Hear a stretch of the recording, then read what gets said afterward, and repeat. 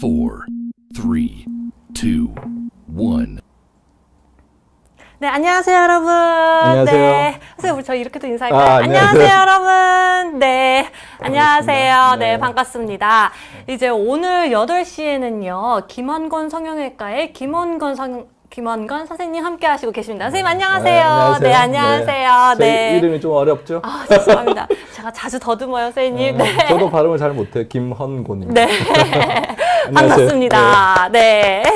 안녕하세요. 김헌곤 성형외과 김헌곤 원장입니다. 반갑습니다. 선생님, 저희 비온 지는 처음이시죠? 네, 처음이에요. 네. 와보시니까 어떠세요? 네, 깜짝 놀랐어요. 진짜요? 저는 조그만 카메라 하나 있을 줄 알았는데 네네. 엄청난 카메라들이 좀 저를 촬영하고 있어서 장비들이 좀 네, 화려하죠? 그쵸? 네. 네. 그리고 오늘 방송에는요, 아주 특별한 장비를 또 저희가 준비해 놓았습니다. 바로 전자칠판이죠. 이따가 그래요? 네. 선생님께서 설명으로도, 네, 그림으로도 또 설명 아. 주신다고 하니까요. 네. 많은 시청 바라겠습니다. 네. 아직 시청자분들이 많이 안 오신 것 같은데, 저희가 준비한 내용으로 이제 설명을 하기 전에 선생님에 대해 조금 더 소개를 해주세요. 우선 선생님 자랑을 저희 시청자분들께 해주세요. 제 자랑은 뭐 외모? 맞아요, 맞습니다. 네. 네, 반갑습니다. 외모 중에서 어디, 특히 어디? 아니, 농담이에요. 네. 안경. 안경, 네. 네. 저는 제가 남들보다 좀 일찍 개업을 한 편이에요. 오. 그래서 여러 가지 이유가 있었는데, 그래서 일찍 개업을 하면서 그 덕분에 네. 어쩌면 제 또래에 비해서 좀 더 다양한 경험을 했던 의사인 것 같아요. 오, 그래요. 네. 이제 저희 병원은 동작구에 있단 말이에요. 네. 그러니까 지금 제가 개업한 지 이제 19년 차인데 오, 네. 동안이죠. 엄청 동안이세요. 네. 요즘 이제 오래된 어머니들 한 10여 년씩 되신 환자들도 있거든요. 제 환자들 중에는. 네네네. 여전히 오셔서 원장님 방부제 드세요? 농담도 하시고. 근데 그게 저희 병원 컨셉이에요. 오래된 진짜요? 환자들이 대학교 가면서 쌍꺼풀 수술했던 친구가 네. 아기를 안고 오고. 어머. 제 이런 이야기를 친구들한테 하면 네. 되게 부러워하더라고요. 진짜 부러울 네. 것 같아요. 네. 네. 그 환자가 이제 선생님을 믿고 또 그 가족을 데리고 오고. 네. 그래서 그게 제 자랑입니다. 와, 진짜 대단하십니다. 선생님, 그리고, 전순아님께서 외모 네. 안경 멋지세요. 감사합니다. 네, 감사합니다. 네. 기억하겠습니다, 전순아님. 네, 감사합니다. 네. 저희 들어와 주시는 시청자분들, 크롱프렌즈님도 들어와 주셨고, 음. 금분씨님도 들어와 주셨어요. 감사합니다. 감사합니다. 네. 네. 그리고 제가 이제 선생님을 조금 더 찾아보니까, 음. 선생님께서 그 대한민국 명인 100인에 또 선정되셨다고 들었어요. 네. 네, 좋게 봐주셔서 하는 일은 뻔한데 같은 일 열심히 하고 있으니까 칭찬으로 생각하고 있습니다. 선생님, 정말 대단하십니다. 또 궁금한 게 있어요.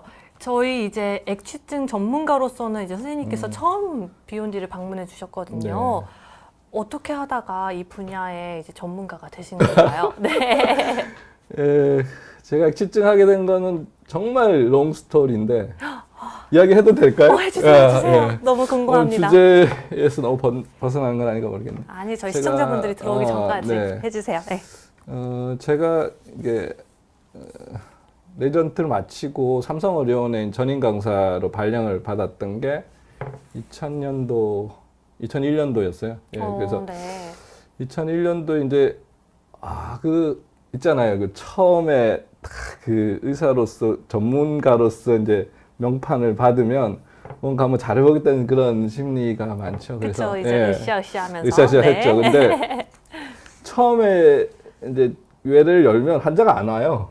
약간 입소문이 좀 아직 덜 나서요? 입소문도 아니면... 그렇고 네. 환자가 안 와요. 그러면 이제 하는 일이 이제 윗 선생님들 하는 거 자꾸 기웃거리게 되거든요. 나는 수술이 별로 없으니까 선생님들 하시는 거 보러도 다니고.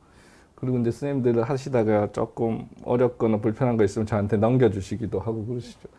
근데 그 액취증이라는 병이 성형외과가 전문으로 하는 과이긴 한데 네. 조금 아이러니하잖아요.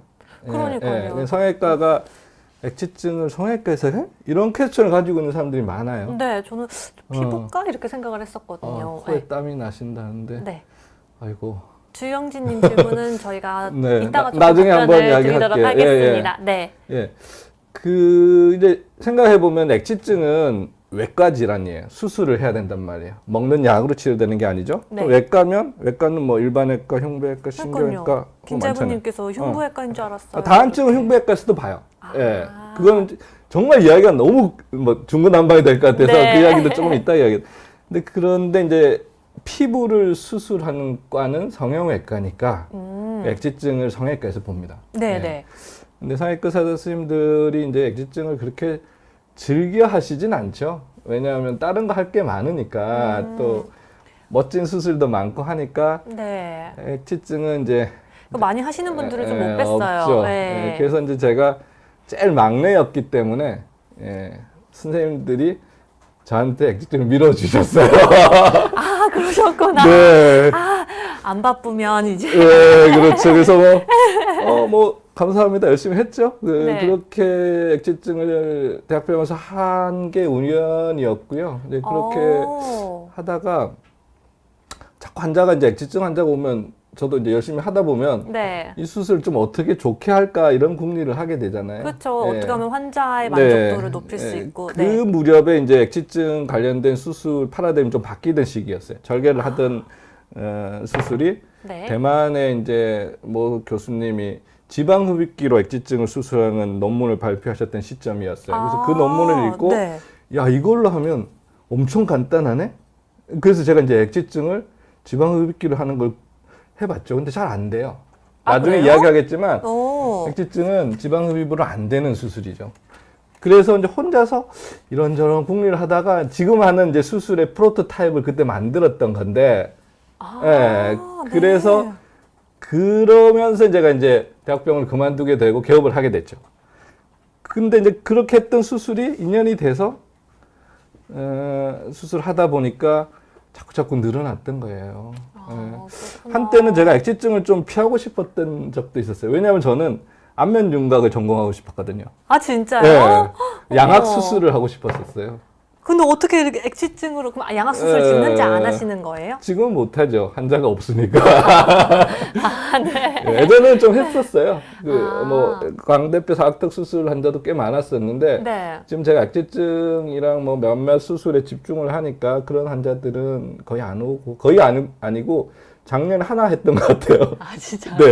네. 저도 이제 제 갈 길은 아니다라고 생각이 들고 뭐 그 와중에 이제 저를 좋게 봐주셨던 여러 분들이 있었죠. 환자들인데 네. 뭐 저희 홈페이지도 만들어 주셨었고. 그러니까요. 예. 선생님께서 그렇게 말씀해 예, 주셨잖아요. 그 홈페이지가 큰 역할을 했어요. 그때 당시 한 15년 전에는 홈페이지 액취증에 관련 홈페이지가 없었잖아요. 네. 없었거든요. 근데 그 홈페이지 통해서 환자들이 또 많이 들었죠. 질문이 많이 오셨는데. 그러니까요. 여러분 우선은 네, 선생님께서 에피소드를 말씀을 해주시니까 강은영님께서 3,500원 3번이나 보내주셨어요. 네. 절 주시는 거예요? 저희 됐습니까? 네. 끝나고 저희가 이제 커피 네, 이제 드리겠습니다. 감사합니다, 답변을 강은영님. 간단히 할까요? 예. 네, 코 그러면- 주위에 땀이 많이 나는 분이면 예. 그래서 화장을 못 하고 너무 괴로우신가 봐요. 기본적으로 저거는 보톡스가 옵션이 될 수밖에 없을 것 같아요. 수술할 수 그래요? 없잖아요. 뭐 네. 코에 피부를 도려낼 수도 없고 하니까 이제 보톡스 맞으면 되는데 문제는 이제 보톡스는 근육 마비가 좀 있으니까 네.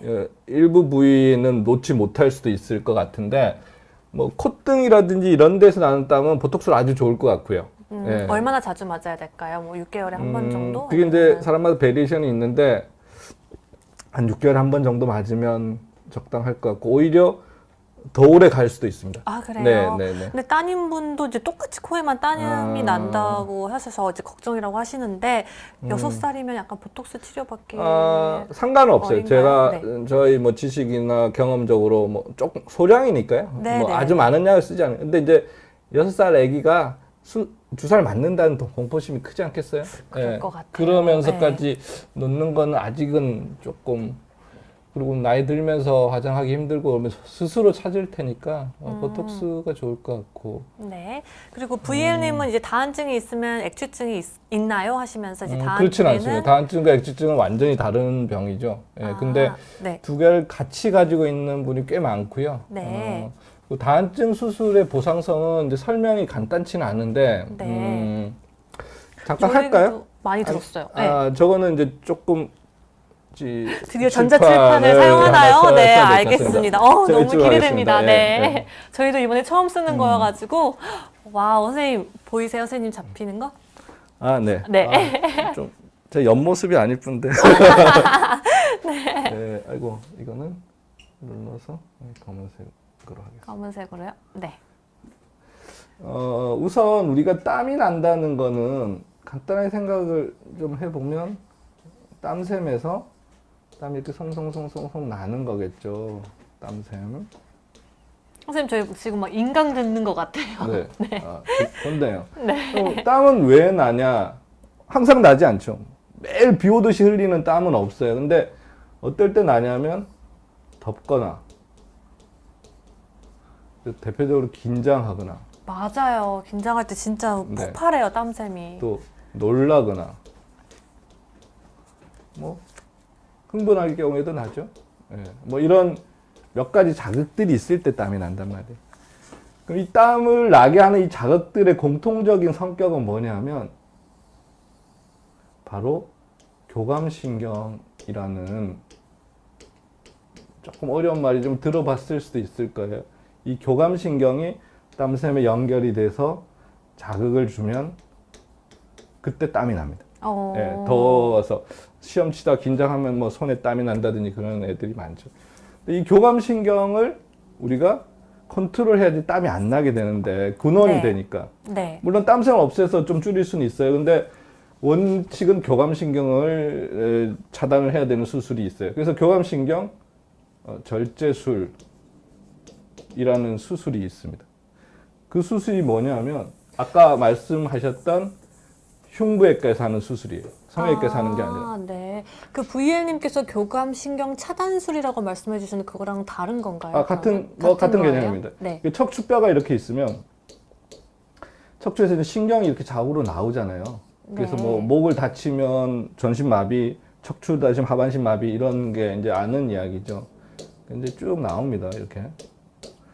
근데 신경에는 제일 대표적으로 운동신경, 그다음에 감각신경이 있죠. 네. 네. 아까 말했던 교감신경도 있습니다. 이거는 우리가 느끼지 못하기 때문에 어떻게 나오는지 모르지만 어쨌든 교감신경도 이 척추에서 나와요. 나와서 교감신경 절이라는 걸 만들어요. 너무 어렵나요? 어쨌든 그게 이제 각각의 분절을 이루고 있는데 가령 예를 들어서 손에서 땀이 많이 나는 사람이다. 네. 그럼 그 손으로 가는 신경이 이렇게 흘러가고 있다면 여기에 있는 교감신경만 선택적으로 파괴를 양쪽으로 하면 손에서 땀이 안 나요. 네, 그러겠죠. 그 원인을 이제 없애주는 네, 거잖아요. 아까 교감신경이 땀샘에 자극을 줄 때 땀이 난다고 그랬으니까 교감신경들이 없으면 아예 길이 막히고 택배가 전해지지 않는 거하고 똑같은 거죠. 그럼 땀이 안 나면 손은 뽀송뽀송해지는 것이 교감신경절 차단술, 뭐 절제술인데 이거는 아까 말했던 흉부외과에서 합니다. 흉부외과에서요. 예, 성형외과에서 척추 수술하기는 좀 힘들겠죠, 저희가. 흉부외과에서 이 폐를 통해서 폐를 이제 짜부러뜨리고 뒤로 들어가면 척추 목 쪽으로 들어갈 수가 있어요. 설명만 들었는데 좀 큰 수술인 예, 것 같아요. 뭐 크진 않습니다. 제가 생각할 때 그래요? 큰 수술은 아니지만 어쨌든 흉부외과에서 전신 마취를 해야 되고 네. 교감신경 이렇게 수술하면 땀이 아예 안 나요. 예, 큰 그 물줄기가 잠기는 거와 똑같은 거니까. 근데 문제는 이 자극의 원인은 더 높은 뇌에서 내려오거든요. 그래요. 우리가 네. 흥분하고 긴장하는 거는 척추가 느끼는 게 아니라 머리가 느끼는 거잖아요. 네. 그래서 이 뇌에서 신호는 계속 나올 수가 있죠. 왜냐하면 그 사람은 긴장을 계속 하는 사람이니까. 그러면 이리 가던 신호가 막히면 어떻게 되겠어요? 다른 곳으로 가는 그렇죠. 거 아니에요? 이웃에 있는 다른 길을 찾아서 신호는 계속 교감신경절을 찾아가게 돼 있어요. 손에서 땀이 안 나는데 갑자기 몇 년 후에 뭐 등에서 땀이 난다든지 이렇게 되는 게 보상성 다한증입니다. 어떻게 해요, 선생님? 그러면 다 차단해버릴 수는 없는 거잖아요. 다 생각하면 사람이 죽겠죠. 그러니까요. 네, 심장도 뛰어야 되거든. 교감신경이 우리 몸에서 심장을 뛰게 하거나 하는 역할도 한단 말이에요. 그러니까 이제 이런 문제들이 교감신경절 수술에 있고 그것 때문에 보상성 다한증이 생기는 이제 이야기를 말씀하신 것 같아요. 그럼 보상성 다한증은 어쩔 수 없이 생기는 거니까 그거는 감안을 해야 한다는 건가요? 꼭 어쩔 수 없이 생기진 않아요. 안 생기고 완치되는 분도 있는데 생길 수 있는 이론적인 근거가 강력하게 있고 네네. 실제로 생기면 아주 불편해요. 예, 왜냐하면 안 나던 곳에 네, 나니까. 뭐 가슴, 뭐 등, 특히 얼굴에 나면 여자분 화장 못 하죠. 그렇죠. 머리에 나면 냄새 나는 것 때문에 굉장히 맞아요. 힘들어요. 그러니까 이 보상성 다한증이 생기면 환자들은 차라리 옛날처럼 됐으면 그게 낫겠다라고 생각할 정도니까 이제 수술로서 네. 예, 좀 조심스러운 부분이 있습니다. 근데 무작정 나쁜 수술만은 아닙니다. 심한 손에 다한증 있는 분들은 네. 뭐 심한 경우에는 오발 사고 때문에 군대에도 면제된다는 이야기가 있었거든요. 예, 그 정도 되는 분들은 사실 수술하는 것도 고려해 볼 만하죠. 왜냐하면 예, 너무 힘드니까. 예. 그러면은 저런 보상성 다한증 때문에 고민이시라면 수술의 부작용으로 그러면 뭐 다른 방법으로 치료할 수 있는 방법이 있을까요? 예, 근데 그 대표적으로 아까 교감신경절을 차단하는 게 보톡스의 네. 역할이기도 하거든요. 네네. 예, 그럼 보톡스를 맞을 수 있고 또 겨드랑이 다한증은 수술이 가능해요. 아, 그래요? 예, 나중에 그림으로 설명 좀 드렸으면 좋겠는데 네. 땀샘은 이제 같이 없애면 다한증도 좋아지기도 하고 액취증 완치되고 뭐 이런 패턴을 가지니까 겨드랑이 같은 경우는 수술을 하기도 합니다. 많이 합니다. 예. 그러면 선생님, 저희 선생님께서 준비하신 이제 설명을 좀 듣고 그 다음에 이제 질문을 받으면 좋을 것 같아서 중간중간에 질문 주시면 저희가 정리를 네. 하고 이제 네. 답변 드리도록 하겠습니다. 네. 다행히 뭐 관심 많은 분들이 많아서 저는 사실 액취증, 다한증은 관심 있는 사람들, 환자들과 저와의 리그라고 생각을 했었어요. 네. 그래서 뭐 대부분 쌍꺼풀, 코 이런 거는 많은 사람이 관심을 가지지만 그쵸. 그래서 오늘 채팅을 하시거나 질문을 적으면 어떨까 걱정을 했는데 아니에요. 아무튼, 많은 분들이 네. 관심 가져주시고 계십니다. 네네. 벌써 자, 77명이 들어와 주셨어요. 그렇군요. 아유. 크롱 프렌즈님 곁담 부담돼요. 모든 사람들 이제 곁담 파크 네. 때문에 걱정이십니다. 네. 잠깐 이제 제가 액취증 또 다한증에 관련된 이야기를 하고 또 질문을 받도록 하겠습니다. 네. 화면을 띄워주실까요? 아니면 제가 가르치는 게 나을까요? 화면을 띄워주시는 게 네, 좋을 것 같아요. 화면을 띄워주시면 좋을 것 네. 같습니다. 마우스가 보이시죠? 조금 이게 마우스가 흰색이어가지고 배경화면을 다른 이걸로 하면 되겠죠? 오, 네, 아주 좋아요. 이거 모르셨어요? 몰랐어요. 네, 이 사진은 굉장히 유명한 그림입니다. 이제 네. 성형외과 교과서에도 나오고 조직학 교과서에도 나오는 피부의 액취증과 관련된 피부 단면도인데 표피 진피를 합쳐서 피부고요. 그 밑으로는 우리가 이제 살이 쪘을 때 많아지는 지방층이 있죠. 네, 저희가 네. 싫어하는. 네. 근데 이 액취증의 원인이 되는 땀샘이 이 에퍼크라인선이라는 땀샘이고 다한증의 원인이 되는 땀샘은 에크린이라는 땀샘이에요. 네. 에크린, 에퍼크라인 이름이 비슷하잖아요. 비슷해요. 네, 형제 같죠. 그래서 네. 초기에 조직학자들이 그림만 보는 거죠. 그러니까 현미경으로 봤을 때 두 개 비슷하게 생긴 놈이 가까운 데 있네. 그래서 이놈은 에크린, 이놈은 에퍼크라인을 지었는데 나중에 알고 보면 이건 전혀 다른 그래요? 원인이 돼요. 그러니까 에퍼크라인은 땀샘이 아니라 성샘이라고 하는 게 더 맞을지 모르겠어요. 우리 2차 성직을 나타내는 액취증의 원인이 되는 거고 에크린은 원래 뭐 땀을 흘릴 때 나는 그 물이 나오는 땀샘이죠. 근데 이게 이 사진이 좀 오해를 불러일으킨 게 에퍼크라인선이 이렇게 너무 지방층으로 밑으로 떨어져 있어요. 사실 네. 이렇게 존재하지 않거든요. 에퍼크라인선도 이 피하층에, 진피층에 딱 붙어 있어요. 당연하겠죠. 우리 몸에 있는 샘 조직이 지방층에 둥둥 떠 있을 수는 없잖아요. 이 잘못된 그림 하나가 이제 액취증 수술의 오류를 크게 만들었던 사건을 만들어요. 왜냐하면 더 깊숙이 네, 들어가야 그러니까 이 그림만 보면 지방 흡입만 하면 땀샘이 다 같이 없어지는 것처럼 보이잖아요. 그렇게 보여요. 근데 절대 그렇게 되지 않습니다. 땀샘은 진피층에 박혀 있듯이 존재를 해요. 예. 그때 나중에 제가 그림을 한 번만 좀 그렸으면 좋겠어요. 실제 조직 사진입니다. 보면 이게 피부 표면이고요. 네. 이렇게 까만 게 표피 정도 되고 이 정도 진피고 보이는 이런 것들이 액취증 땀샘들입니다. 보이시죠? 지금 까만색으로 칠한 부분이요? 동글동글하게 네. 확대하면 이렇게 생겼어요. 네. 이 사진은 굉장히 귀한 사진인데 제가 논문에도 썼던 사진이죠. 그래서 이 땀샘들이 원인이 되니까 수술은 이걸 없애는 게 수술일 거 아니겠어요? 그래서 네네. 수술하고 나면 이렇게 돼요. 그 땀샘이 모여 있는 피부의 하부를 잘라내 버리면 땀샘이 없어지고 땀샘은 이런 문제가 안 생길 테니까. 네. 근데 재밌는 게 땀샘은 하부에 모여 있어요. 상부에는 없어요. 그러면 수술을 우리가 하부의 피부를 잘 잘라내고 땀샘을 없애주기만 하면 껍데기는 남길 수가 있단 말이에요. 네. 그럼 가릴 수가 있는 거네요. 그러면 네. 겉으로는 상처를 안 남길 수가 있겠죠. 그러니까요. 그래서 액취증 수술이 이렇게 해서 시작이 되는 원인이 근거가 되는 거죠. 이렇게 이제 제거를 하는 게 액취증 수술인데 네. 다한증도 마찬가지입니다. 이 속에 액취증, 다한증, 땀샘이 같이 섞여 있다고 생각하면 다한증, 땀샘도 좋아지겠죠.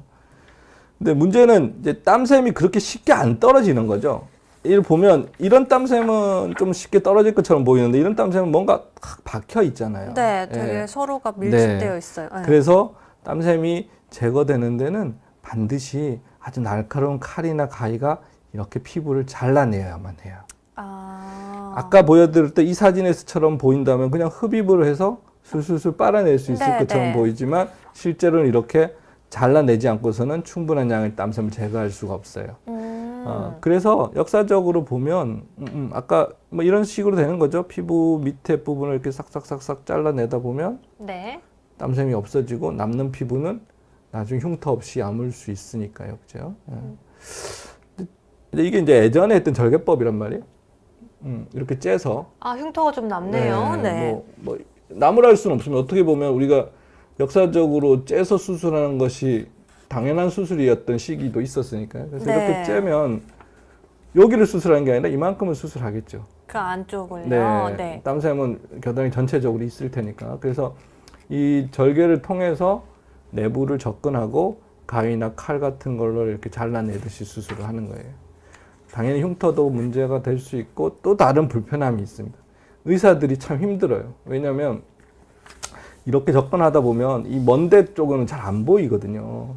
손이 잘 안 닿고. 그러다 보면 출혈이라든지 이런 일들이 생겼을 때 대처하기가 좀 쉽지 않은 문제들이 있죠. 그래서 이제 의사들이 좀 보수적으로 가게 됩니다. 이 수술을 하게 되면. 왜냐하면 재발은 뭐 두 번째 문제고 트러블이 생기는 건 더 큰 문제가 될 수 있죠. 안전하게 그래서 해야 되는 거죠. 절개법이 의사로 하여금 어떤 공포감 내지는 소극성을 만드는 이유이기도 했어요. 제가 SIT를 수술을 개발했던 이유이기도 한데 어쨌든 그리고 이제 제가 한 SIT는 수술입니다. 이게 보면 잘 안 보이실 것 같은데요. 여기가 수술 자국이에요. 어머, 진짜 조그매요. 구멍을 뚫어서 수술합니다. 네네. 왜냐하면 이 구멍을 통과할 수 있는 가느다란 칼을 써요. 그래서 제가 이제 특허를 받으면서 개발했던 수술 도구인데.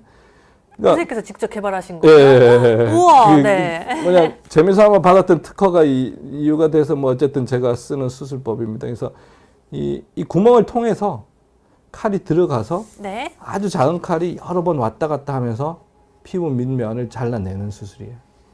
이렇게 하면 많이 짤 필요가 없잖아요. 그래서 아물면 이렇게 상처 잘 안 보여요. 이게 또 수술하는 사람이거든요. 어디 있는지 모르겠어요. 이 두 분 다 제가 이제 논문 쓸 때 사진을 쓰려고 지원자들을 이제 일부러 눕혀놓고 찍은 사진이에요. 사실은 다 끝나고 한다는데 몇 달 지나서 이제 아물고 흉터가 안 남은 상태죠. 근데 이렇게 수술하면 장점이 뭐냐면 수술을 넓게 할 수가 있어요. 그러면은 재발이 더 안 되겠네요. 그럼요. 확실하게 제거를 하니까. 좀 더 많이 제거를 할 수 있겠죠. 넓으면. 절개를 만일에 이렇게 수술을 하려면 여기서부터 여기까지 째야 되잖아요. 그러면 흉이 너무 커지죠. 또 하나는 이 피부를 다 발라내고 가운데까지 째버리면 나중에 이 가운데 상처가 잘 안 나아요. 왜냐하면 밑에서 올라와야 될 혈류들이 완전히 차단이 돼 있는 상태니까. 좀 어렵죠. 그래서 절개법은 털이 나 있는 영역까지만 수술을 합니다. 요만큼은 째서 이렇게 수술을 할 것 같아요. 저라도. 근데 그렇게 하면 주변부의 땀샘의 제거가 조금 불리하겠죠. 그래서 아까 보여드렸던 이런 환자들은 제가 재수술을 했던 환자인데 이렇게 째서 이렇게 수술하면 이런 주변은 땀샘이 잘 제거가 되어 있어요. 제가 재수술할 때도 보면 이런 데가 남아 있어요. 특히 이쪽은 조금은 더 깊게 들어가면 폐로 통과할 수 있기 때문에 그럼 위험하죠. 조금 조심스러우니까 당연히 소극적으로 수술하면 남죠. 근데 여기서 이렇게 왔다 갔다 하는 칼날은 전혀 위험하지 않거든요. 그러니까 조금 넓게 해줄 수가 있어요. 이런 사진 보여줘도 돼요? 조금 끔찍해서? 저희 근데 이 정도면 그렇게 끔찍하지 않습니다. 네. 그래요. 이제 더 끔찍한 것도 있죠. 어떤 이런 사진도 있죠. 이건 정말 족보에 없는 수술인데 저희끼리 이야기하는 걸로. 네. 그냥 피부 잘랐네요. 그냥 무책임하게 고민해 놓은 건데 다 그러게요. 벌어지면 좀 흉터가 흉터들이 커지죠. 많이 남았네요. 네. 뭐 이런 그럼 이렇게 흉터도 손 들 때 있고. 되게 좀 속상할 이런 것 같아요. 경우가 근데 의외로 많아요. 아, 그래요. 저도 되게 안타깝지만 뭐 어떻게 하겠어요. 이제 재수술 때문에 왔던 안 되는데 이런 분들은 주변부를 잘 정리해 주면 되겠죠. 예. 근데 그 송송송송님께서는 이제 액취증은 수술이 정답인 건가요? 아니면 이제 수술 외에 다른 네, 액취증은 치료는 수술 외에 방법이 없나요? 없습니다. 예. 아, 그렇구나. 네. 그러면은 수술하는 그 절개법이랑 선생님께서 개발하신 수술이랑 그 차이점 그런 뭐 수술 시간, 회복 기간 그게 어느 정도 어떻게 차이가 돼요?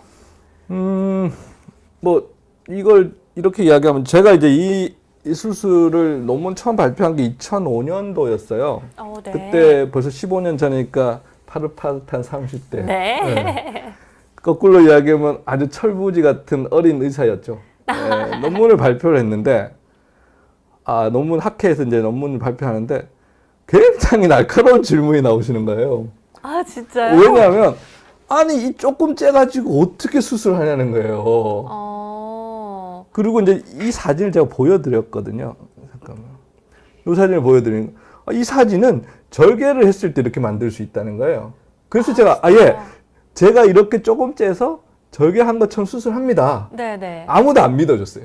정말이에요. 선생님 직접 시술하는 장면을 보여주시지 그랬어요. 그거는 뭐 보여줄 수 없으니까. 네. 근데 어린 의사가 좀 치기 어린 논문을 발표하는 게 아닐까라고 생각했던 선생님이 많았던 것 같아요. 근데 지금은 다 인정해 주시죠. 제가 외국 학회지에도 논문을 냈었고. 우와. 저희가 정말 대단하신 네, 분을. 제 데이터가 전 세계에서 가장 많습니다. 제가. 진짜요? 액취증에 대해서요? 네. 그 이제 전 세계로 해봤자 대한민국, 일본, 대만밖에 없어요. 액취증 하는 나라는. 네. 왜요? 왜? 서양 사람들은 잘 안 해요. 근데 서양 사람들이 오히려 더 액취증이 심하잖아요. 그러니까 다 있으니까 안 하는 것 같아요. 다 있어서. 나니까. 예. 근데 가끔 이제 백인들은 와요. 흑인은 제가 아직까지 한 번도 수술 못 해봤어요. 네. 근데 백인들은 1년에 한 서너 명, 많을 땐 대여섯 명 와요. 아니 근데 왜 한국으로 와요? 안 하니까 미국에서는. 네. 그러니까 친구들 통해서 저희 병원을 찾아오는 것 같아요. 예. 그렇구나. 예. 근데 이제 어쨌든 논문은 되게 또 재밌는 것도 있어요. 논문을 쓰면 이제 저희가 학회지에 카테고리 정리를 해야 되거든요. 네. 그러니까 뭐 예를 들어서 환자든 의사든 논문을 찾을 때 위암 논문이다. 위암 카테고리에서 찾으면 쉽게 찾을 거 아니에요. 맞아요. 예, 도서관에 책이 진열된 것처럼 네. 카테고리가 있는데 논문을 찾으려고 액취증 카테고리 찾는데 아무리 찾아도 안 나오는 거예요. 재밌는 사실은 미국 학회지에는 액취증 카테고리가 없어요. 진짜요? 네, 없어요. 너무 좀 이상한 게 왜냐면 진짜 서양 사람들, 미국 사람들 액취증이 정말 심하거든요. 근데 안 하죠. 그러니까 게 다 너무 같이 신기해요. 있으면 안 해도 되죠.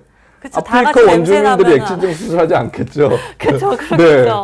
그래서 그렇구나. 깨끗한 민족들, 특히 일본, 한국이 많이 하는 이유인 거예요. 깔끔한. 아니 그러면 이제 우리나라 사람들 중에서 좀 그런 빈도가 어떻게 돼요? 액취증 환자? 예, 그건 뭐 제가 논문으로 조사할 수도 없는 거고 인구 통계를 어떻게 내는지는 모르겠는데 네. 교과서상에는 제가 적어 놓은 게 있어요. 보면 한 10% 이야기를 해요. 10% 정도요? 네. 보이시나? 예, 동양인에서 이제 한국인 8%, 일본인 10%, 백인 80, 흑인 90이라고 돼 있는데 네. 이 뭐 데이터는 어떻게 나오는지 잘 모르겠어요. 제가 사실 이 데이터가 너무 퀘스천이 생겨서 논문을 엄청 많이 찾아봤거든요. 네. 이 파퓰레이션에 대한 논문은 못 찾았어요. 근데 대체로 한 10% 정도 있다고 하는 게 일반적인 의사들끼리의 어떤 뭐 교류하는 숫자인데 네. 그보다 좀 낫지 않을까 하는 게 저는. 그보다 좀 낫지 네, 그 않을까. 10%면 10명 중 1명이잖아요. 그쵸. 그렇게 많지는 않은 것 같거든요, 저는. 근데 약간 그러니까 액취증이라고 진단을 받으려면 좀 안 좋은 냄새가 어느 정도 나야 되는지 모르겠어요. 그래요? 자가 진단할 수 있는 그 방법을 알려주세요, 선생님. 근데 이제 이게 액취증 없는 사람들 전형적인 질문이죠. 차 PD님 여자분이시죠? 네, 남자인가요? 여자죠. 네. 저는 남자예요. 네. 왜? 그냥 여자니까 라고 그쵸. 이야기하겠죠. 네. 그런 거예요. 액취증은 액지증이 있는 사람은 그냥 알아요. 그냥 알아요? 네, 아무도 가르쳐주지 않지만 그냥 압니다. 근데 가끔 선생님 이제 땀이 날 때 그냥 뭐 냄새 안 나는 땀이 나는 경우도 있지만 가끔 이렇게 땀이 나는 냄새도 날 때 있잖아요. 그런 경우는 전형적인 액지증은 아니죠. 뭐 카테고리를 우리가 조금 세분화하면 그런 네. 부분도 액지증 치료의 대상은 돼요. 왜냐하면 어쨌든 냄새의 원인은 같은 거니까. 근데 그러니까요. 네. 우리가 이야기하는 전형적인 액지증은 일단 가족력이 있어야 돼요. 그러니까 주영진님께서 유전인가요? 아, 이렇게 유전이죠. 질문하셨어요. 네, 네. 우성 유전을 합니다. 그러니까 부모 중에 한 분이라도 있으면 한 50% 유전이 되니까 가족력이 있어야 되고. 근데 가끔 요즘 핵가족 어쩌고 해가지고 이제 한 세대 뛰어넘는 경우는 있는 것 같아요. 네네. 엄마 아빠는 없는데 알고 보니 갑자기 뭐 삼촌이나 손녀, 이모나 뭐 이렇게 있거나 네네. 이런 경우는 있는데 어쨌든 그리고 제일 중요한 건 물기지. 귀지를 물기지요? 파면 물기가 많은 귀지가 나와요. 아 진짜요? 액지증이신 분들이요? 어머. 그게 이제 귀 외이도라고 귀 안에도 그 액지증 원인이 되는 땀샘이 있어요. 그래서 이제 계속 분비는 하는데 증발하지 못하고 있으니까 귀지랑 섞여서 물귀지가 되죠. 어머 그러면은 물에서 이렇게 귀지를 파면 이제 물이 많이 네, 나온다. 흥건한 귀지가 나옵니다. 아 진짜요? 네. 어. 그 재밌는 이야기. 그 우리가 원인이 되는 액지증이 암내라고도 하잖아요. 네, 암내. 그러니까 액지증은 동물로 치면 교미할 때 이제 상대방에게 아 나는 지금 준비가 됐어 라는 신호를 보내는 거거든요. 동물로 치면 사향누루 같은 경우에 향으로 유혹을 하잖아요. 근데 그 네. 향이 향기로울 거 아니에요? 아닐까요? 근데 이제 우리는 실증 어쨌든 하나님이 그렇게 사람을 만드셨나 봐요. 근데 예. 뭐 지금은 그 향으로 꼬드긴다 하면 좀 이상한데 예, 없죠. 예전에 제가 꼬드긴다? 네. 제가 그 공중파 갔을 때 이런 이야기하다 꼬드긴다는 말을 했는데 바로 편집이 되어서 나오더라고요. 아, 진짜요? 유튜브니까 이제 네.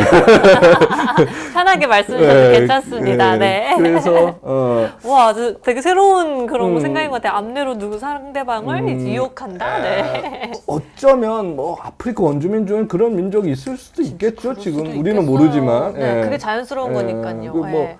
요즘 뭐 차피님 같이 아름다움으로 유혹을 하거나 뭐 그렇게 해야겠죠, 그죠? 근데 이제는 액지증이 필요 없으면 수술하는데 이게 액지 겨드랑이에 있는 게 아니라 다른 데도 있어요. 어디요? 저희가 아는 거는 겨드랑이만 생각했는데. 바로 성감대 대부분 다 있습니다. 아, 성감대 액지증이 있어요. 그러니까 대표적인 유두, 아. 그다음에 사타구니, 아. 항문, 귀도 좀 성감대 아닌가요? 그쵸. 예. 예. 그래 이제 이게 이제 저도 공부를 하면서 재밌는 사실인데 이렇게 그런 성감대 부위에 액지증의 원인이 되는 아포크라인 땀샘이 네. 있어요. 그러니까 이제 이거는 성적 기능이죠. 액지증은 어떻게 보면 이야기 이상하게 흘러갔는데 네. 페로몬 맞아요. 저거예요 바로. 아, 그렇구나. 예. 근데 그렇다고 이제 환자분들이 이제 그런 쪽으로 이제 수술을 받으러 오시는 게 아니라 주로 이제 겨드랑이 쪽으로 그렇죠. 받으러 이제는 오시는 뭐 거죠. 냄새가 괴로우니까. 그럼 겨드랑이 수술을 받더라도 그럼 액지증이 아까 다한증처럼 이렇게 그럼 더 이렇게 다른 부위에 더 심해지는 건가요? 전혀 그렇지 않아요. 그러니까 그 질문이 항상 받는 질문이고 네. 또 비슷한 이야기로 이제 소아에게 수술을 하면 너무 어려서 하면 재발하지 않을까. 뭐 그러니까요. 예. 근데 이게 이제 액지증이라는 땀샘은 태어날 때 가지고 태어나요. 이미. 그러니까 환자는 보통 사람보다 10배 이상 많고요. 네. 예, 또 겨드랑이 집중돼 있고 어쨌든 태어났는데 냄새가 안 나죠. 갓난 애기들 안 나죠. 이거 너무 뽀송뽀송하고, 뽀송뽀송 뭐 전내 네. 나고 좋은데 네. 무슨 액지증이야. 그쵸. 근데 이제 사춘기 때 냄새가 나기 시작한단 말이에요. 사춘기 때부터요. 그러면 그거는 땀샘이 없다 생기는 게 아니에요. 있는데 그때 일을 안 하다가 성호르몬이 땀샘한테 가서 야, 너 이제 너 교미해야지. 그러면 너 냄새를 풍겨야지. 그렇게 해서 이제 냄새가 시작되는 거거든요. 아, 그래가지고 이걸 성샘이라고 아까 선생님께서 말씀하시는 그 이유거든요. 그러면 네. 어머니들이 애들 이제 어릴 때 보면 이제 알죠. 자기가 액지증이 있으면 얘도 생기겠구나 하는 걸 생각한다면 어머니가 매일 막 초등학생, 유치원생 엄마들이 이제 교단을 자꾸 체크해요. 냄새 날까봐. 그러다 어느 순간 나거든요. 네. 한 3학년 정도 되면 나요.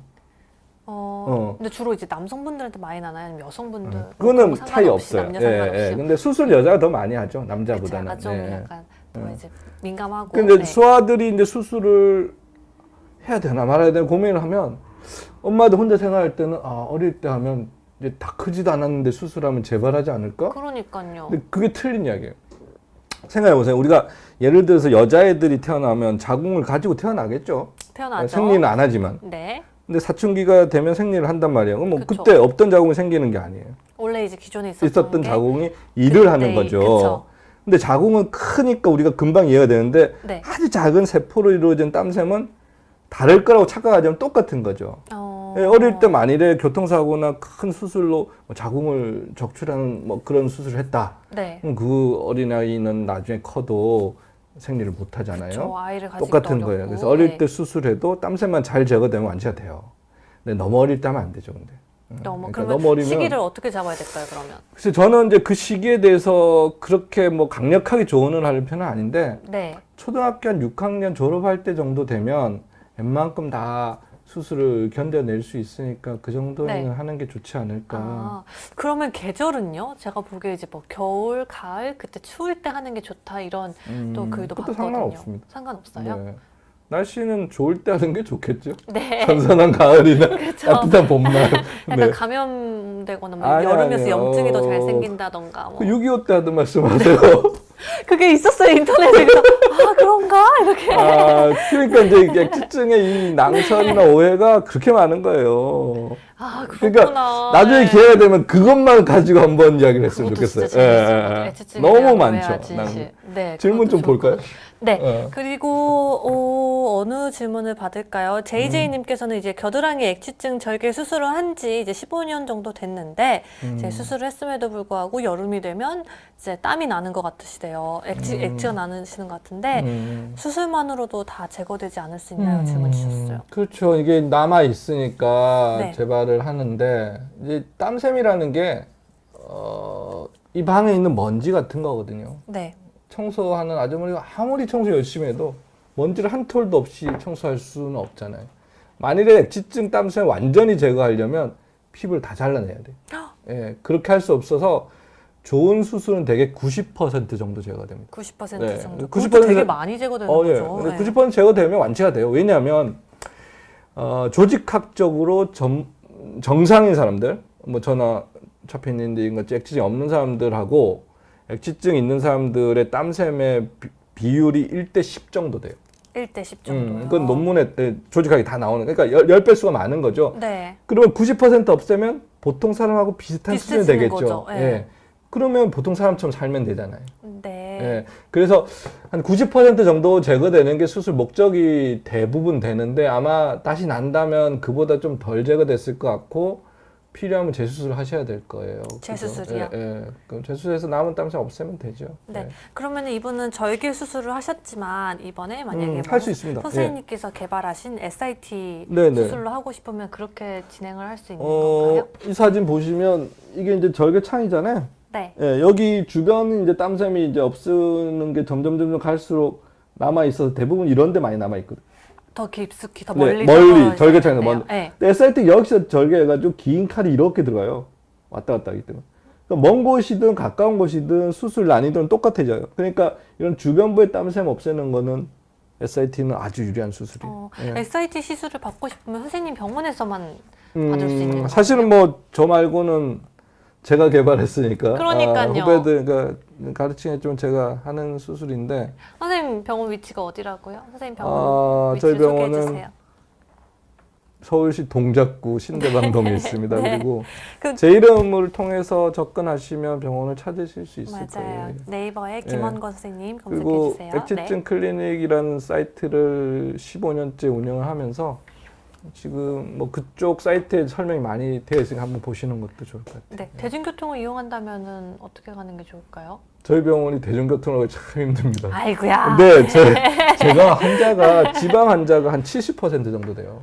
아 진짜로요? 네. 네. 어저께도 전라남도에서 올라오신 분이 수술하고 내려가셨는데, 액취증 환자요? 네, 네. 이제 뭐 어떻게 됐든 제가 많이 하다 보니까 그렇게 된 것 같은데 죄송해요. 그래서 병원 옮겨야 되나 생각 중입니다.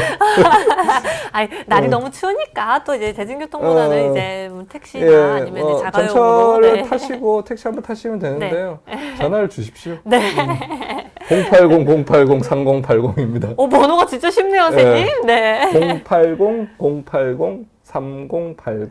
우와, 쉽죠? 네. 외우셨어요? 네, 다 외우셨을 거예요. 밑에 최은조님이 고주파 치료 어떤가요라고 돼 있는데 저는 단언코 노라고 이야기하고 싶어요. 왜요? 안 됩니다. 아, 그래 아예 네. 효과가 그렇게 좋지가 않아요? 그게 되면 어려운 수술할 필요가 없죠. 그렇죠. 네. 네. 근데 저는 또 그렇게도 또 들었어요. 왜 이제 겨드랑이 털 제거하는 레이저도 받잖아요. 많은 여성분들이. 레이저는 치료는 안 되죠. 레이저를 치료는 안 해서 돼요? 네. 털이 없어지면 환경이 좋아지니까 좀 다소 나아지겠죠. 왜냐하면 우리가 숲이 우거진데 이끼가 끼는 것처럼 냄새의 원인이 더 심해질 수 있으니까 네. 청결하게 유지한다는 입장에서는 제모가 도움은 되는데 네. 그렇게 해서 완치가 되지는 않습니다. 아, 그래요? 네. 그냥 어느 정도 조금 도움만 되는 것 예, 뿐이지. 근데 사실은 수술해서 땀샘 없애야겠죠. 명백하게 없애려면. 네. 아니면 이제 뭐 먹는 걸로 인해 가지고 냄새가 날 수도 있나요? 아니요, 전혀. 예, 저것도 자주 듣는 이야기인데요. 네. 뭐 양파를 많이 먹으면 안 된다. 뭐 그런 얘기 향신료, 있잖아요. 뭐 육식 또 그죠? 뭐 그런 네. 이야기 많이 있는데 전혀 근거가 없어요. 그렇군요. 왜냐하면 우리 몸이 그 땀샘으로 가서 만들어지는 그 과정에서는 네. 어떤 재료가 필요한 게 아니거든요. 몸 자체가 그렇게 만들어지도록 되어 있는 거죠. 예. 그러면 굶으면 냄새가 안 나야 되잖아요. 그렇죠. 그렇죠. 근데 또 그것도 아닌 것 같고. 예, 하여튼 먹는 거는 마음껏 드십시오. 건강하시는 네. 게 좋죠. 예. 맞아요, 맞아요. 그리고 또 이제 VL님께서 이제 피부를 저에게서 땀샘을 제거하면 혹시 부작용은 발생하지 않나요? 부작용 없는 수술은 없지만 네, 어떤 부작용이 두려우면 있을까요? 수술할 수도 없고 사실은 액취증은 두 가지밖에 없어요. 흉터와 재발이죠. 그쵸. 근데 이제 흉터는 제 수술은 거의 안 남다시피 하니까 뭐 그건 걱정 안 하는데 재발은 저도 뭐 100% 완치한다는 건 그건 거짓말이에요. 그럴 수가 없어요. 근데 저희 병원 재발률이 한 2% 정도 되거든요. 진짜 적은 거 아니에요? 예, 엄청 낮은 적은 거예요. 거죠. 저도 그거에 예. 대해서 굉장히 프라이드 있는데 아까 그 자랑해서 말씀 안 해주셨어요. 아, 그렇네. 네. 진짜 중요한 건데. 그러니까요. 다시 자랑할까요? 네, 지금 해주세요. 네. 제가 전 세계에서 액취증을 가장 많이 하고 재발률이 가장 낮습니다. 진짜예요. 거짓말 아니에요. 네. 제 논문의 리뷰어들이 그런 질문 많이 했었어요. 어떤 질문이요? unbelievable 하다고 이야기했었어요. 아, 진짜요? 선생님, 오늘 선생님을 저희 비욘디에 모시게 돼서 너무 영광입니다. 아, 네. 저도 네. 아름다우신 차피디님과 같이 방송하게 돼서 영광입니다. 선생님. 네. 그래서 저희 질문이 뭐였죠, 선생님? 그 아까 향신료 VL님께서 했고. 부작용. 부작용은 네. 그러니까 사실 우리가 네. 타이레놀을 먹어도 부작용이 있는데 네. 뭐 수술했는데 아무 부작용도 없으면 이건 거짓말일 거 아니에요, 그죠? 그렇죠. 근데 액취증이 그렇게 두려울 만큼 부작용이 심각한 것들은 없거든요. 뭐 그래요. 팔을 못 쓴다든지 뭐 그런 건 절대 안 생겨요. 안 그러니까 생기죠. 흉터의 문제죠. 그러니까 여기를 네. 이렇게 뭐 들면 아픈다든지 뭐 그런 전혀 부작용은 그런 없나요? 일들은 절대 생기지 않아요. 근데 이제 재발하고 흉터인데 사실은 재발이 더 중요하죠. 제발. 어떻게 보면 예전에 이상한 사진을 계속 띄워놓고 있었네. 네. 멋있는 이걸로 하겠습니다. 네, 좋습니다. 예, 네. 뭐 절개했던 사람들 잘 살고 있잖아요. 예, 흉터 뭐 예전에 배를 째고 맹장염을 수술했던 사람 흉터 어쩔 수 없잖아요. 하지만 재발은 참 피곤하고 어려운 일이죠. 그래서 속상하죠, 환자 입장에서는. 수술을 네. 두려워한다기보다는 제대로 된 수술을 해서 완치를 받으시는 것이 더 큰 그러니까 그거는 그러면- 정말 중요합니다. 그렇죠, 아주 네. 아주 중요하죠. 부작용 두려워하지 마세요. 그렇게 심각한 부작용 안 생깁니다. 네. 그럼 이제 SIT 시술을 받고 나면요, 음. 바로 일상생활이 가능한가요? 아니죠. 그럼... 팔을 못 써요. 아까 말했던 손바닥만한 피부가 완전히 바닥에서 다 분리해야 되는 거예요. 아, 네. 금방 나오면 그 수술이 아니죠. 그쵸. 쌍꺼풀 해도 일주일 동안 둥둥 묻는데. 그렇죠. 네. 그래서 그게 아물려면 팔을 쓰면 안 아물겠죠. 네, 그래서 팔을 좀 조심하는 기간이 3일. 3일 정도. 예, 아주 조심하는 시간이 3일. 약간 조심하는 기간 한 일주일.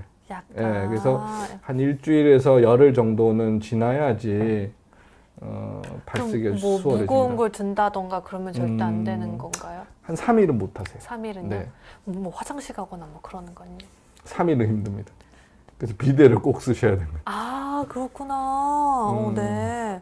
그래서 좀 힘들어요. 환자들이 수술을 하나도 힘들어하지 않아요. 제가 환자들을 너무너무 사랑하기 때문에 네. 안 아프게 하려고 그쵸. 정말 무통 마취를 철저하게 하거든요. 하나도 안 아파요. 하나도 안 아파요? 네.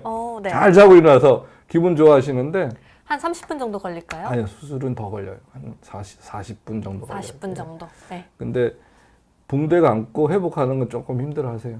네. 그래서 그걸 어떻게 좀 잘해드리고 싶은데 방법이 없어요. 그래도 이제 일주일만 정말 이제 눈 딱 감고 고생하면 이제 네. 그 액취증으로 인한 고민은 해결되는 거잖아요. 네. 그런 분들 저한테 감사 문자 가끔씩 오는데 너무 고맙죠.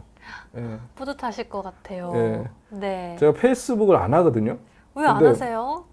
아, 글쎄 어떻게든 안 하게 되는데 근데 요즘에 인스타. 아니 페이스북을 한 몇 년 만에 로그인했는데 그 뭐 다이렉트 메신저로 맞아요. 몇 통이 와 있는 거예요. 다 한자가 보낸 거였어요. 우와. 네, 그래서 내가 너무 미안해가지고 네. 몇 년 만에 확인을 한 거예요. 근데 답변 보내주셨어요? 네, 답변을 할 방법이 없어가지고 그냥 마음으로 하고 이제 제 직원한테 한번 알아보라 그랬는데 뭐 몇 년 지난 한자를 찾긴 선생님 힘들어서. 그럼 여기서 이제 그럼 편지를 저희 방송을 통해서 감사의 편지를 보내는 거 네. 어떨까요? 네. 갑자기? 네. 글쎄 저는 그 미천한 의사로 살았는데 환자들이 저를 더 대단하게 만들어 주신 것 같아요. 네. 갑자기 왜 이렇게 갑자기. 다큐멘터리가 돼서 네. 열심히 하겠습니다. 그리고 뭐 또 하다 보면 좋은 일들도 있고 나쁜 일들도 있겠지만 의사로서의 갈 길은 분명한 것 같아서 제가 열심히 한 만큼 좋은 결과들이 많이 나올 거라고 생각하고 또 감사하게 잘 받아들이겠습니다. 네. 아, 갑자기 꼭 받아주시기 바랍니다. 네. 근데 이야기를 하다 보니까 제가 제 수술법이 SIT예요. 네. SIT. 잘못하면 욕처럼 되는데. SIT요? 네, SIT예요. 그게 영어로 스크레이프. 네. 그 E는 인할레이션이라고. T는 테크닉이거든요. 네. 스크레이프, 인할레이션 테크닉인데.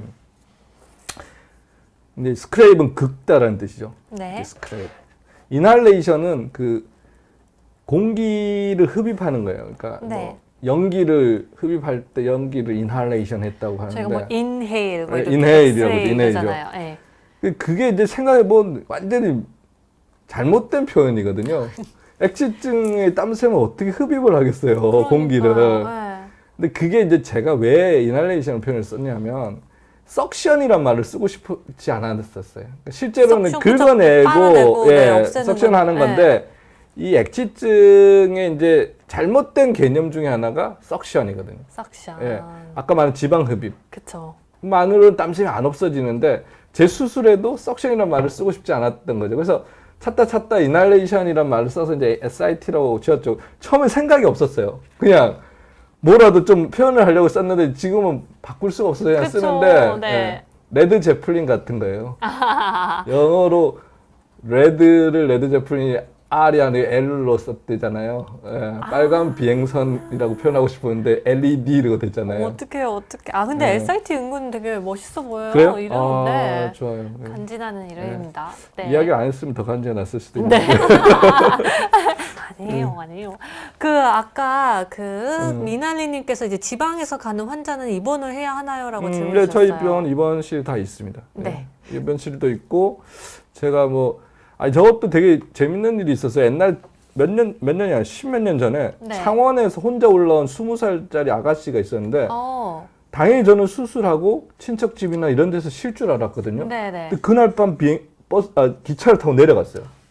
아니 손을 쓰시면 네, 그래서 제가 너무 놀랐어요. 그래가지고 그 일 이후에 이거 안 되겠다. 지방 환자들 중에 그런 사람이 있으면 안 되겠다 싶어서 그쵸. 저희 병원은 이제 오시면 뭐 아주 좋은 호텔은 아니지만 3일간 호텔 숙소를 제공해 드려요.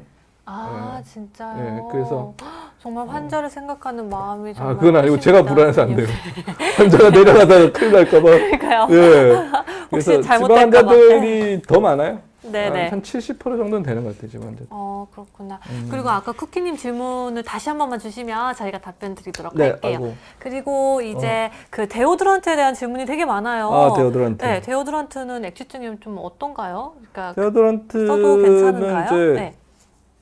제가 환자들한테는 언발의 오줌 누기라는 표현을 가끔 쓰는데 데오드란트가 액취증을 악화시키진 않아요. 네. 악화시킬 수 없죠. 그건 내재적인 병이니까. 뭐 그리고 당장 급한 일이 있을 때 쓰는 거는 쓸 수 있다고 생각을 하거든요. 네. 근데 너무 오래 쓰면 결국 피부가 상해요. 한번 생각해 보세요. 우리가 땀이라는 게 또 냄새라는 게 계속 밑에서 만들어져 오는데 못 나게 막으려면 얼마나 독한 약이 필요하겠어요. 네, 그래서 예전에 데오드란트 중에 어떤 약은 뭐 발암 물질이 있다 뭐 이런 이야기까지 있었거든요. 그러니까요. 네. 그러니까 지금 나오는 것도 그럴까요? 모르겠어요. 저는 이제 그쪽은 전문가가 아닌데 어쨌든 너무 오랫동안 보통 데오드란트를 오래 쓴 분은 10년, 20년도 쓰고 오거든요. 근데 그런 분들은 보면 피부가 되게 안 좋아요. 딱딱해져 있고 상태가 이제 쉽게 말해서 이렇게 잘 안 낫는 피부로 바뀌어 있어요. 진짜 저는 외국에서 오래 살아가지고 외국 분들은 그걸 항상 쓰거든요. 그래서 저도 진짜 오랫동안 썼거든요. 그래요? 근데 쓰면 안 되겠어요. 좋지는 않은 것 같아요. 근데 뭐 가끔 쓰는 건 좋은데 대개는 오래 쓰니까 그래서 제가 수술을 조금 일찍 하는 게 좋다는 게 소아나 뭐 초중고 이런 애들은 보면 데오드란트 써봤자 몇 년 안 썼으니까 그런 네. 영향이 좀 저겠죠? 자유롭죠. 네. 그래서 뭐 수술하기가 별로 안 어려운데 30대 정도에 한 20년씩 쓰고 나타나시는 분들은 액취증 있으세요? 그러니까 외국에서는 되게 그렇구나. 민감하게 해가지고. 근데 뭐 네. 쓰실 수 있으면 쓰는데 너무 많이 쓰지는 마세요. 너무 많이. 그냥 또 그게 마음대로 되겠어요. 예. 아니면 드리클로 같은 경우는요? 드리클로가 그것도 데오드란트 일종이니까 이제 뭐 그거는 같은 이제 말이죠. 밤에 바르고 자는 저기 있잖아요. 거잖아요. 희영방님이 데오드란트 쓰면 까매져요. 네, 까매지죠. 까매져요? 예, 그런 분이 많아요. 까매지는 게 피부염이 생겨서 우리가 여기 이렇게 긁혔다가 네. 다치고 나오면 아물 때 까매지잖아요. 그쵸, 그게 그쵸. 피부염이 생기는 거거든요. 근데 아. 데오드란트가 장기적인 피부염을 만드는 거예요. 까매지면 이미 피부가 좀 데미지 입은 거죠. 갖다 버려야겠어요. 이민아님이 물기지가 확실한가요? 물기지인데 확실한가요? 참 너무 안타깝지만 맞습니다. 아이고야. 그 유전 이야기를 잠깐 할까요? 네. 그건 좀 그거를 칠판을 한 해주시면 번 더 좋을 것 쓰겠습니다. 네, 이제 가면 선생님 답변 하나만 또 해주세요. 그리고 이제 쿠키님 질문이 주셨는데 17세 고1 아들분이 이제 손발에 땀이 많아요. 그러다 보니까 이제 발냄새도 좀 심한 편인데 방법이 있을까요? 하고 질문 주셨어요. 근데 저는 이제 치료가 의미가 없이 뭐 조금 좋아지는 걸 가지고 치료라고 이야기하는 거는 뭐 어떻게 보면 우리의 상식적인 도리는 아닌 것 같은데 그렇잖아요. 네. 발냄새 좀 좋게 할 수 있는 치료법이 좀 있거든요. 근데 현실적으로는 사실은 저는 별 방법이 없다고 이야기를 하고 싶어요. 그냥 자주 씻고 청결하게 해야지 치료나 이런 것들을 반복해서 하기는 너무 힘들어요. 아, 그래요? 그래서 좀 안타까운 일들이 많죠. 저런 일들 많아요.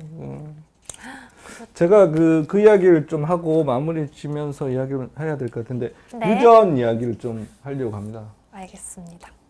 액취증은 우성 유전을 해요. 이제 이게 점점 어려워집니다. 우성 유전은 멘델의 유전 법칙 1법칙이잖아요. 중학교 때 배우는데 우리가 그 어떤 염색체는 이렇게 쌍으로 있단 말이죠.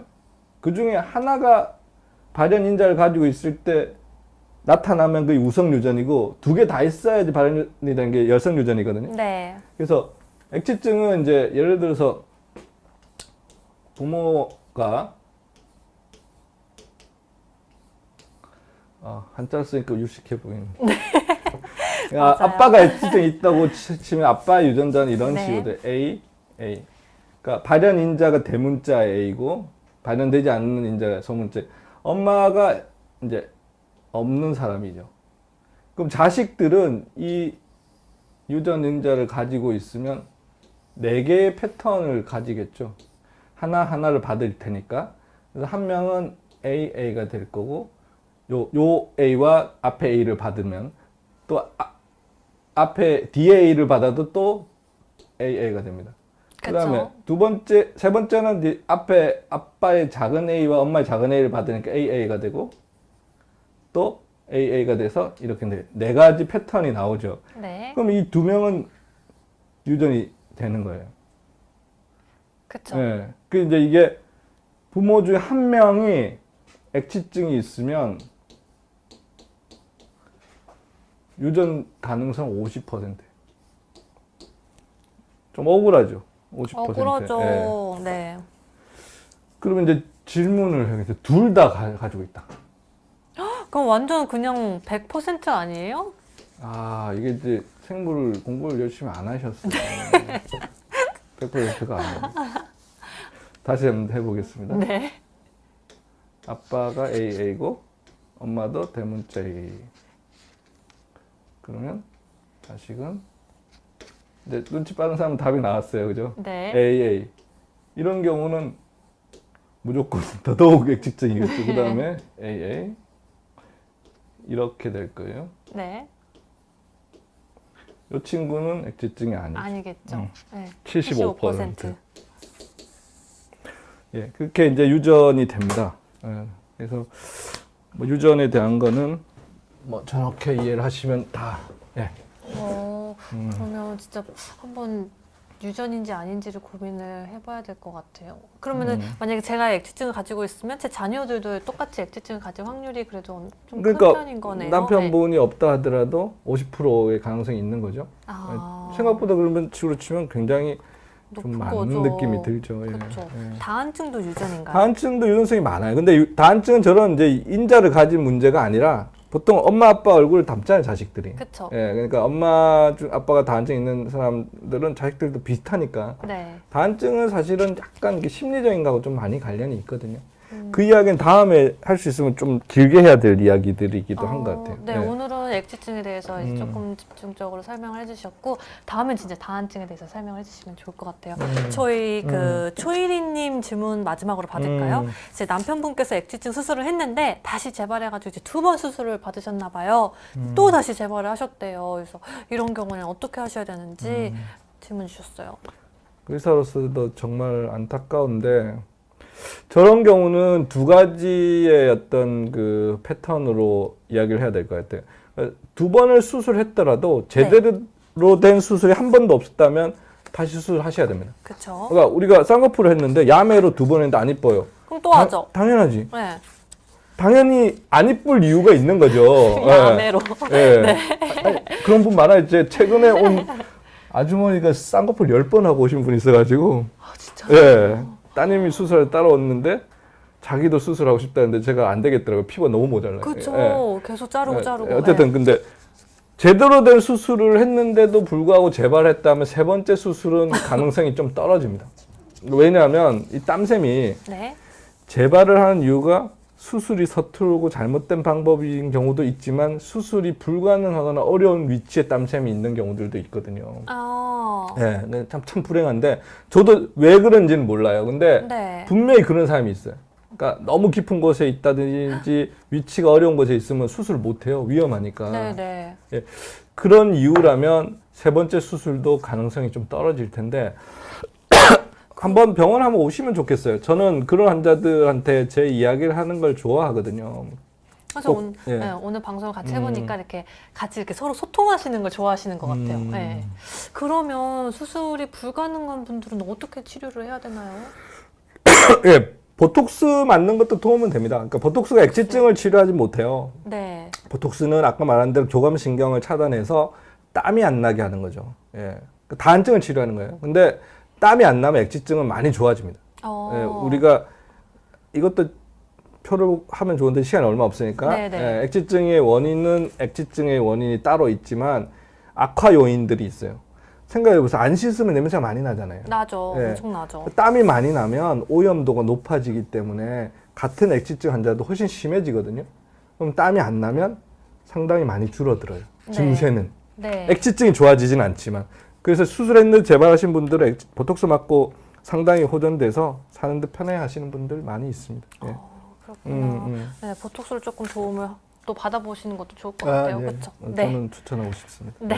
그래서 이렇게 이제 1시간 동안 이제 저희가 방송을 진행을 했는데 선생님 어떠셨어요? 아, 더 하고 싶네요. 아, 재밌는데요? 그쵸. 재밌죠? 네. 시간 정말 금방 훅 가죠? 네. 네. 그리고 다음에 또 이렇게 걱정 많으신 분들 많으니까 네. 저도 더 열심히 해야겠다는 생각도 들고요. 네. 다음에 또 저희 네. 비욘디 찾아와 주셔가지고 좋은 말씀 해주세요. 네. 언제든지 기회가 있으면 오겠습니다. 네, 알겠습니다. 오늘 함께 해주신 여러분들 너무 감사드리고요. 9시에도 또 다른 방송이 있으니까 그 방송도 꼭 시청해 주셨으면 좋겠습니다. 저희는 다음에 뵐게요, 여러분. 감사합니다. 네, 감사합니다.